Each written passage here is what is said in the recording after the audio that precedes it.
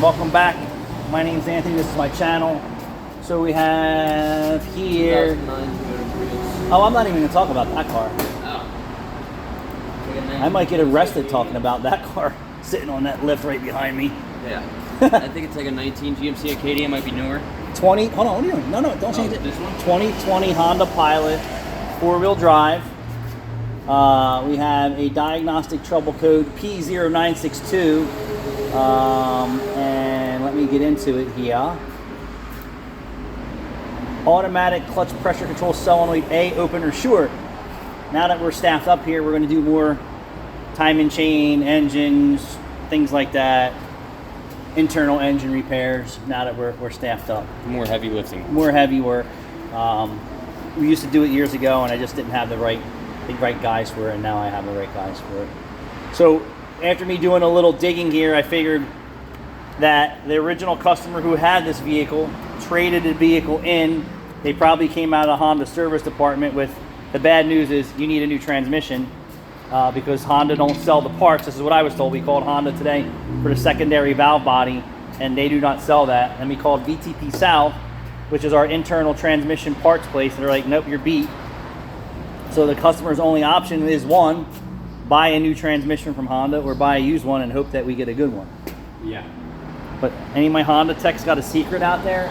Is there a line of parts for the pressure control solenoid that I could get? Because I don't have a problem going inside the transmission and putting a solenoid in. I've done it for Subarus, I've done it for GMs, I've done it for multiple other cars. It just concerns me when Honda has a part number for the valve body. They say, well, sorry, you're beat. We don't sell that part. It comes on the transmission. Yeah. And what a shame. What a nice car, too. Yeah. Just imagine that. 2020, 5 years old, you need a new transmission. I'd be pissed. I wonder if they just bought another Honda. Because I'm like, yep, I'm going to Kia. I'm going someplace else. That's just like you. You buy a couple GMs, and then you're like, these cars are crap. And then you go back for all these issues, and then you're like, why would I buy another GM product? Never. Not unless it was like a 2013 or 15 or something like that. Even then, you got to pick and choose. So I'm going to tell you a story. My buddy Rick owns a construction company. He's papered up. You know, he doesn't really worry about what things cost. And he said, I want to get a Cadillac Escalade for the family.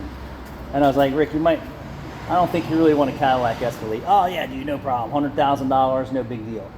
And what is his other car? The SRT Hellcat? Well, he traded in the Escalade for that, didn't I know, but I'm saying $100,000 cars for him really isn't a big deal. Yeah. But he doesn't want to have any problems.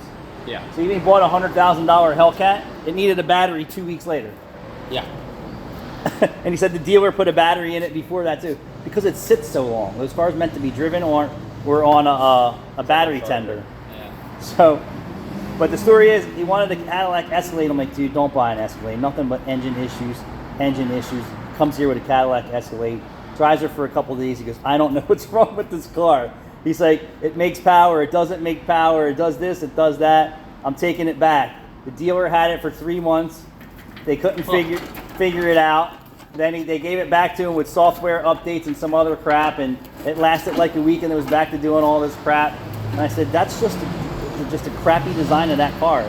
He's like, yeah, I don't want this car. So they wind up trying to beat him up on taking the car back. They had the car longer than he had the car in his possession. Yeah. And that was his argument. So finally they wound up giving him all his money back after he threatened to sue him. And then he took that money and went and bought the Hellcat. The Hellcat. Hellcat. Durango Hellcat. Durango. Hellcat Durango. And I told you, dude, it's not a good idea to buy anything new GM. Well, it's because of the DOD stuff. The DOD is absolutely terrible. And he's like, when the car was running right, he loved it. When the car wasn't running right, now GM experimented with that crap with the 468 motors way back in the day, and they still couldn't get it right then, which is dropping cylinders for fuel economy. And Chrysler actually has a little bit of a system that works pretty well, in my opinion, but it's still more crap to go wrong, especially if you don't change your oil regularly. But it's crazy. It's completely crazy.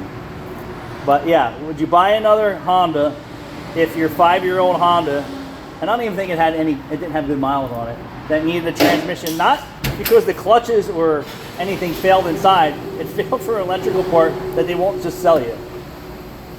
Yeah, no. And I don't know how GM's selling any vehicles, to be honest with you. Well, that's why when I was looking at cars, I knew I wanted something a little bit newer, nicer. Anything with a CVT was automatically ruled out. Immediately. Yeah.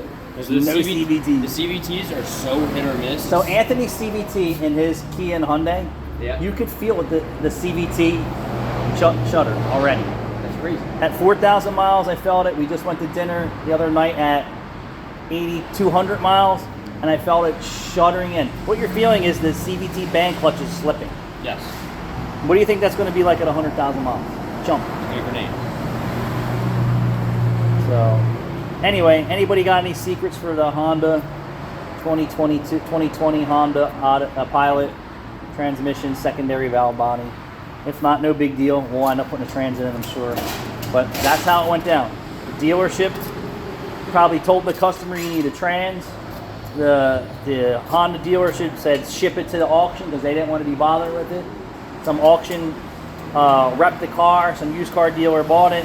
It went through fees, detailing, shipping, and then on the lot, and then to our shop for a diagnosis. So they're just losing money the whole way until they figure out what's up with this vehicle. And depending on how long they had it, and since he says that they're having a problem getting their vehicles promptly, that it's probably out of arbitration period. Yep. Oh, that's a butt hurting right there. Oh, absolutely. All right, thanks for watching.